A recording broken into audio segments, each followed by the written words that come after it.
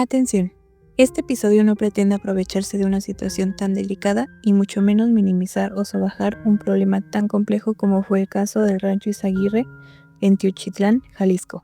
Este episodio está especialmente dedicado a la memoria de aquellos a quienes les arrebataron la vida. Gobierne quien gobierne, los derechos se defienden.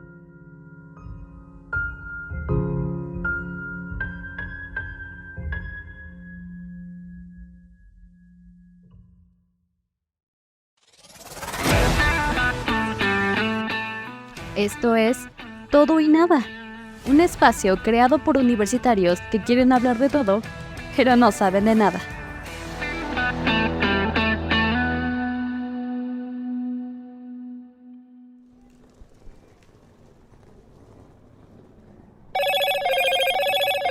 Hello, Moto. Güey, ¿qué pedo? ¿Cómo estás? Bien, todo tranquilo. ¿Por qué lo preguntas o qué? Pues que no te enteraste de lo que pasó. Pues sí, pero no es tan grave. Eso ya es normal. Ya nadie habla sobre eso, güey. No mames, ¿neta lo dices en serio? Pues sí, esto se ha convertido en algo tan cotidiano que ya hasta pasa desapercibido. Así que no hay que hacer un gran escándalo sobre esto. Ya estamos acostumbrados. Cristian, en serio, piensa bien lo que dices. Porque sí, está bien, lo entiendo. El crimen organizado se ha convertido en un tema, pues normal, recurrente. Pero no es posible que no puedas sensibilizarte al respecto. Pero a ver, ¿para qué hacerlo? Ni siquiera conozco a esa gente. Mira, es más, seguramente se lo buscaron. Ya estaban en malos pasos y simplemente les tocó. ¿Acaso es necesario que le pase a alguien que conozcas para poder sentir ese dolor de tanta violencia? Pues claro que sí. ¿De qué otra manera podría sentir algo por ese problema? A ver, Cristian, aunque no le pase a alguien que conozcas, este problema nos afecta a todos. Eso es lo mínimo que tienes que entender para sentir algo al respecto. Eric, ya, por favor. Esto ha pasado desde hace mucho tiempo y no cambiará. Mejor acostúmbrate a esto. Güey, ¿a qué quieres que me acostumbre? ¿A la inseguridad? ¿A la injusticia? ¿A la impunidad? ¿A las muertes? ¿Al narco? Pues sí, ¿qué vas a hacer? ¿Exigirle al Estado que nos proteja? ¿Que dejen de mostrar las leyes de manera ideal y que las concreten en la sociedad? Tal vez es ahí donde tenemos que empezar. No, ni empieces, güey. Nadie está dispuesto a exigir seguridad. Estamos bien. Estamos completamente seguros. No seas tan ingenuo, por favor. Porque si de verdad fuera así, no tendrías por qué ponerle seguro a la puerta de tu casa. Ni siquiera tendría que haber una, y mucho menos estaría amurallada. Si no lo hago por eso. ¿No? Entonces, ¿por qué? Como sea. ¿Quién te hará caso? ¿Tú qué diferencia vas a hacer? Tal vez ninguna, pero haré algo. Porque en realidad yo sí estoy cansado de que el Estado no cumpla esa garantía. Ya no quiero vivir en la probabilidad de tener una muerte violenta. Necesito que sea absoluta mi seguridad. Nah, güey. Es que ya vas a empezar de opositor. Metiendo y resultando que todo ahora es culpa de Morena. Cristian, perdóname, pero no seas pendejo. Esto que pasó no se tiene que utilizar como un golpeteo político. Es que en serio hay que ser imbécil para verlo de esta manera. Ya. No llores. Mira, como sea el caso, el problema que estamos viviendo sobre el crimen organizado es ya tan cotidiano que a nadie le impacta, güey. A nadie le aterra lo suficiente como para pedir seguridad. En eso sí tienes razón. Y tal vez hasta este mismo sea un medio para impedir que así sea. Porque se teme más a la posible represión que el Estado tendrá ante los manifestantes que al problema real. Tienes que entender que la indiferencia ya ha ganado, güey. Además, ¿qué le quieres exigir al Estado? Si ellos mismos están coludidos con este problema. Tampoco pienses eso. Los tiempos han cambiado y ya no se puede pensar de esa forma. Mira, como sea, Eric, pero no podemos ser tan ingenuos con esto que pasó y que deja en evidencia, una vez más, güey, sobre la falta de compromiso que el Estado tiene con nosotros. Eso no te lo puedo reprochar, pues pareciera que simplemente actuamos como carne de cañón para que ellos cumplan sus intereses. No quiero ser pesimista y obviamente tampoco conformarme con lo que ha sucedido, pero mira, ¿realmente existe una manera de cambiar las cosas? Todo esto es muy complicado y pues parece no tener una solución concreta. Tal vez lo único que podemos hacer es culpar al pasado y no hacer nada por nuestro presente. Ya ves, a eso justamente me refiero. Señalamos siempre al pasado para justificarnos y no hacer nada por nuestra situación. Además, como te digo, güey, ¿por qué sentir algo por gente que no conoces? Es que, güey, es tan solo sentido de humanidad. Amigo, creo que tienes una imagen del humano muy ideal. Ese sentimiento de empatía no existe, ni siquiera por la misma especie. Estamos condenados a ignorarnos unos con otros y ver por nuestro propio bien. Y tampoco pienses en el buen cristiano, porque ese solo existe en el gran cuento. Temo que así sea, pero temo mucho más que te estés formando en el área de humanidades y pienses de esta manera. No te preocupes. También los filósofos son inconsistentes con sus valores éticos y con su poca participación en el mundo real. Al final de cuentas, todos somos humanos, y no hay más humano que el político. Solo cuídate.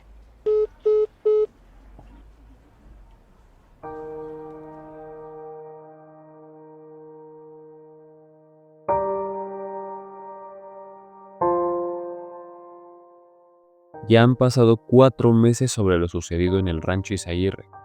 Lo sorprendente, ya no se habla más de este tema. Parece que ha sido olvidado.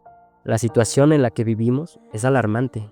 ¿Cómo es posible que hayamos olvidado algo tan grave y horrible? Pero aceptemos que este no ha sido el único incidente con el crimen organizado. Pero tampoco aceptamos el discurso de que ha sido un problema del pasado y, por lo tanto, imposible de solucionar. ¿Hasta dónde ha llegado nuestra indiferencia contra este problema? ¿En dónde queda la garantía de seguridad que el Estado nos ofrece? Admitir que cumplen con el resguardo de nuestra vida ante una muerte violenta no es más que una burla ante la realidad que estamos viviendo. ¿Seguridad? ¿Para quiénes?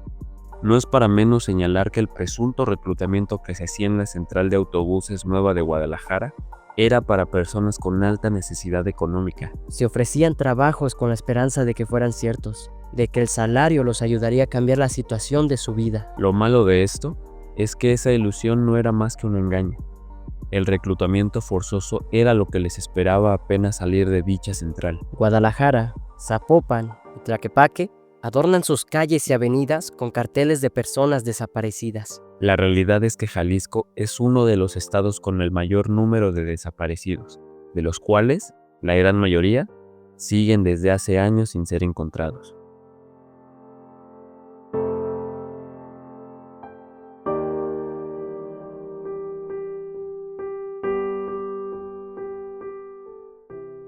La noticia pareció sorprender de pronto a propios y extraños. La fecha de este horrible hallazgo, el 5 de marzo del 2025. Aunque el descubrimiento por parte de los guerreros buscadores de Jalisco fue en esta fecha, las noticias y en general los medios de comunicación señalaron este horrible suceso hasta el día 8 de marzo. Pero ¿cómo dieron con este lugar? Todo sucedió con una llamada anónima, la cual alertó al colectivo sobre la posible existencia de un centro de reclutamiento y exterminio operado por el CJNG. El colectivo de búsqueda, tras su investigación, reportó haber encontrado hasta 3 instalaciones improvisadas para incinerar restos humanos, junto con cientos de pertenencias y fragmentos óseos. Pero lo sorprendente de esto es que el rancho Izaguirre ya había sido investigado por las autoridades de Jalisco. El día 18 de septiembre del 2024, las autoridades, mediante una llamada anónima, dieron con el rancho Izaguirre. Aseguraron no haber encontrado restos óseos u hornos de calcinación. En ese momento, las autoridades estatales y federales aseguraron el predio y realizaron inspecciones preliminares. Se encontraron armas de fuego, chalecos tácticos, vehículos y otros objetos relacionados con actividades delictivas. A pesar de todo esto, se identificaron varias omisiones durante la investigación inicial.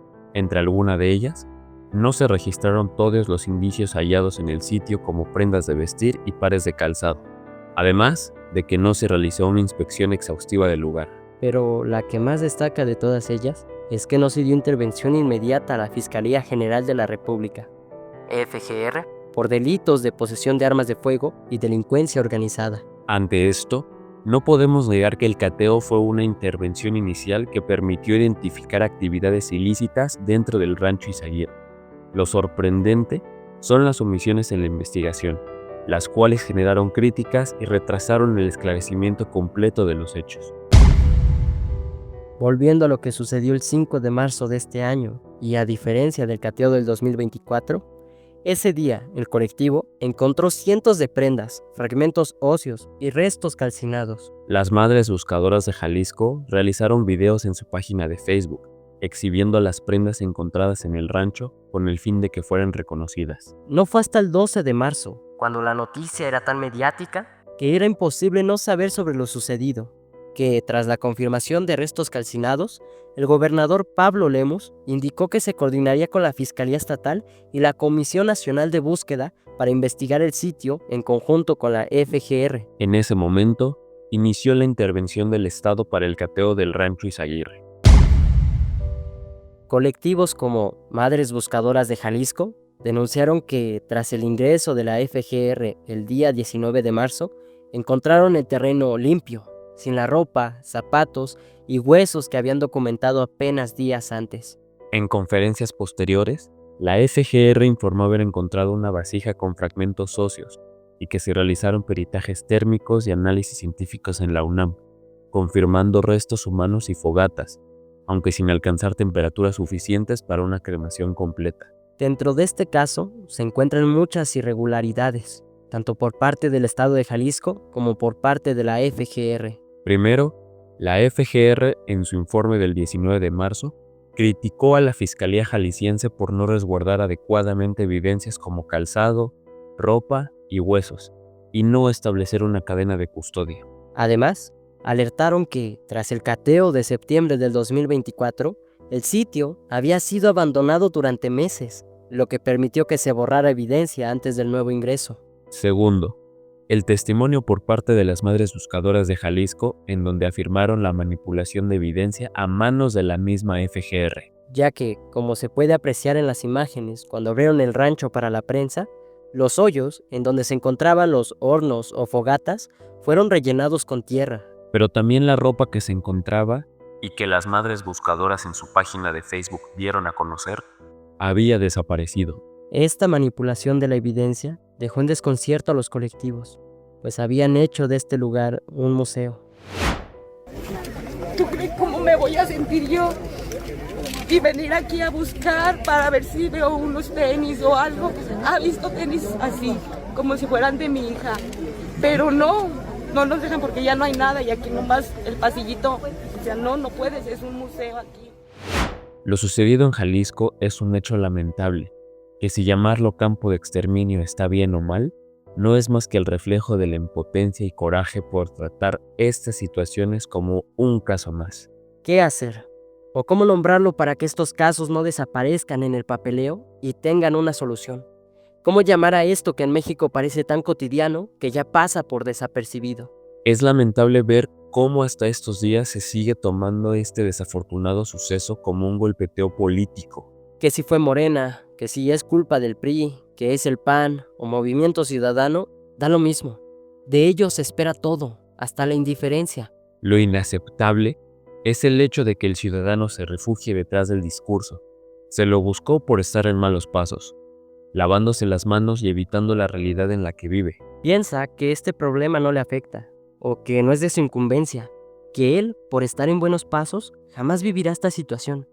Piensa que por no vivir en esta clase de lugares, se encuentra a salvo. Este discurso no hace otra cosa más que evadir el problema en el cual vivimos y el cual nos ha llevado a que ver algo así de espantoso lo usemos como golpeteo político y justificante de nuestra realidad.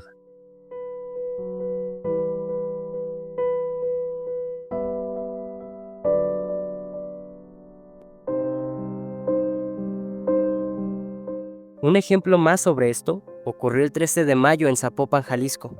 Valeria Domínguez fue asesinada en plena transmisión en vivo de TikTok. De ello, ¿qué fue lo primero que apareció en las redes, además del video? Así es, los comentarios, seguro que se lo buscó. Desviando toda la atención sobre la inseguridad, falta de justicia, incumplimiento de leyes y lo común que es que estos casos, a plena luz del día, sucedan. Ante lo sucedido y por el rápido revuelo que causó en redes sociales, las autoridades de Jalisco clasificaron el caso como feminicidio y siguen al menos 3 líneas de investigación, incluyendo la posible participación del exnovio de Valeria y otras personas cercanas. Hasta ahora no hay detenidos, ni órdenes de aprehensión confirmadas. Además, la investigación sigue abierta y en espera del avance, al menos en la identificación del autor material o intelectual del crimen. Y continuamos en México, donde aumenta la indignación por el asesinato de Valeria Márquez, que fue visto en vivo por miles a través de TikTok. La principal línea de investigación apunta a Ricardo Ruiz Velasco, alias el Doble R o el Tripa, Es líder del grupo élite del cártel Jalisco Nueva Generación. Las autoridades señalan que Ruiz mantenía una relación con la influencer y habría actuado por celos tras ver que ella recibía costosos regalos de sus fanáticos. El presunto sicario, disfrazado de repartidor, la atacó en su local para después escaparse en una motocicleta. Es desolador ver cómo nosotros como ciudadanos y como las personas que sufren estos problemas estamos a la espera de que las instituciones nos resuelvan todo. Permanecemos de brazos cruzados, inmóviles por él. Ni hables o participes sobre esto. No vaya a ser que te pase algo. Y lo peor es que no solo lo esperamos por parte del crimen organizado, sino que también por la posible represión del Estado. Y esto se ha quedado tanto tiempo en el imaginario colectivo que hasta parece credo. El Estado no ha cumplido la única garantía que tiene que ofrecernos: salvarnos de una muerte violenta. Si no es así, ¿qué sentido tiene permanecer dentro de él?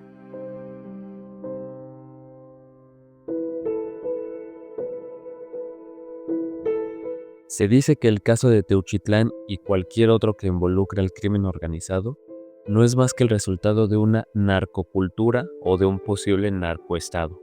Como resultado de ello, a varios de los artistas que cantan narcocorridos se les ha prohibido en algunos de los estados de México poder interpretar sus más grandes éxitos. El porqué de esto se debe principalmente a que defienden discursos que hacen apología de drogas, violencia, misoginia o cosificación de la mujer. Claro, decisión que tomaron algunos estados de la República. En palabras de Claudia, presidenta de México, Entonces, nuestra posición personal, más allá de lo que haga cada municipio o cada estado de la República, es ir construyendo pues este consenso social de que no se debe hacer apología de la violencia. Sigue siendo un debate si lo mejor es prohibir o no este género, pues algunos que están en contra alegan que solo es música. ocurrió el caso del grupo Los Alegres del Barranco, en donde presentaron en sus pantallas una imagen de Nemesio Ceguera, alias El Mencho. A pocas semanas de lo ocurrido en Teuchitlán, este grupo se presentó en el Auditorio Telmex, ubicado en Zapopan, Jalisco. Si en verdad solo fuera música, y con el fin de ser un entretenimiento, no había necesidad de hacer tal acción, y menos con lo ocurrido en Guadalajara. Dentro de este municipio y también en su zona metropolitana, la indignación fue muy visible por parte de la ciudadanía. Durante las clases que tuve dentro de la UDG, puedo afirmar que era un debate constante sobre este hecho, si en realidad era música y completamente inofensiva, o una armonía cargada con un discurso que enaltece la violencia, el narco, las drogas, etc. Y no estamos diciendo que los narcocorridos tengan toda la culpa sobre el problema que vive México, pero sí tiene que ver con el estilo de vida que lleva aquel que escucha este género musical, es decir, la cultura con la que crece. Modifica en gran medida su carácter. Ocurrió el caso de la Feria de Texcoco, Estado de México, y volvió a abrirse el debate de si los narcocorridos eran algo más que música.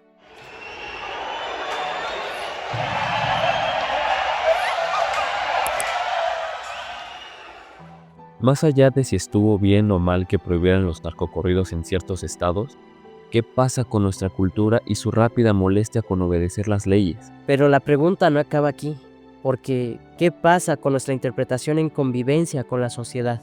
Primero, nuestra cultura ha permitido que el desobedecer las leyes sea justo, correcto y lo que hay que hacer.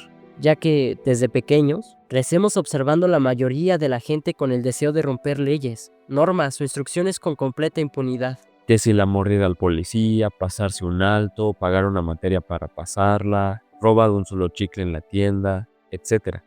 Pero cuando se le castiga, se siente víctima por ello. No existen buenas razones para que algo que no deberíamos hacer sea completamente válido. Y nuestra cultura se empeña en repetir el discurso de que las leyes están para romperse. Sabemos perfectamente que no toda ley que esté escrita sea válida. Al contrario, creemos que algunas, si no en su gran mayoría, son hechas para beneficio de unos pocos. Pero si no las cumplimos, ¿en dónde queda nuestro deber ético y moral por llevarlas a cabo? Pero lo más importante, ¿en dónde queda nuestra participación política si al observar que mediante el cumplimiento de las leyes no obtenemos ningún beneficio, al menos esté en nosotros el transformarlas? Pues las instituciones o el gobierno no sufren estas leyes. Nosotros como ciudadanos sí. Pero si ni siquiera nos dignamos a vivir conforme a la ley para observar cómo funcionan, lo único que hacemos es sabotearnos a nosotros mismos. Pues mediante su incumplimiento no podemos observar qué es mejor para nosotros. Es decir, somos incapaces de ver si las leyes sirven o no, pues lo fácil es decir que están para romperse y por ello no descubrimos ni siquiera su funcionamiento. Sin duda, la rápida molestia de las personas ante el cumplimiento de las leyes se debe, entre otros factores, a la falta de una ética. Es urgente que veamos lo que pasa en nuestra sociedad, pero específicamente en su convivencia. Pues la gran mayoría son seres apáticos, intolerantes, viscerales y con un gran apego a su individualidad e incluso al cumplimiento de sus deseos sin importar que estos lastimen a otros. Se ha vuelto una realidad que tratemos como meros objetos a otras personas. Los utilizamos como medios sin saber que también son fines en sí mismos. Y volviendo al caso de Teuchitlán, parece que para el gobierno y para el crimen organizado le conviene que nuestra sociedad sea de esta manera, incapaz de luchar por lo justo. Somos incapaces de modificar las leyes a nuestro beneficio. Queremos que el Estado y las instituciones resuelvan todos nuestros problemas, pero ellos solo suponen lo que es mejor para nosotros. Y pareciera que esto es malo, el alzar la voz en contra del crimen organizado. Pero no es malo por hablarlo, sino por el miedo o el castigo de ser desaparecidos. Este miedo está disfrazado, porque sin hablarlo, mucha gente es desaparecida, levantada, ejecutada o secuestrada.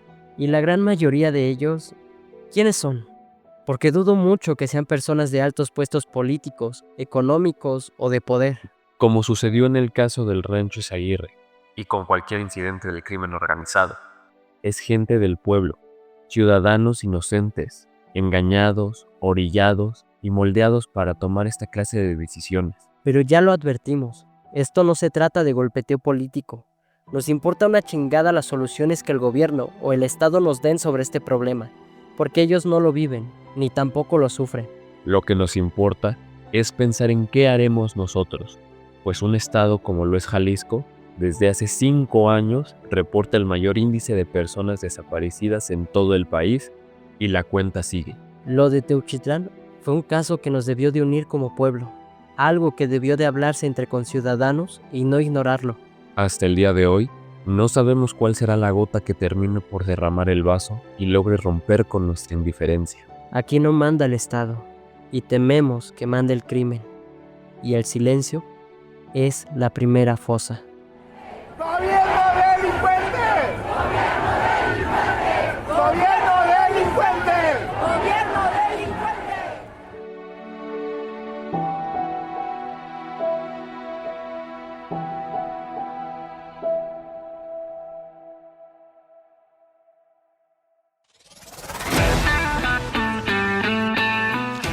Esto fue Todo y Nada, un lugar en donde se habla de todo, pero no se sabe de nada.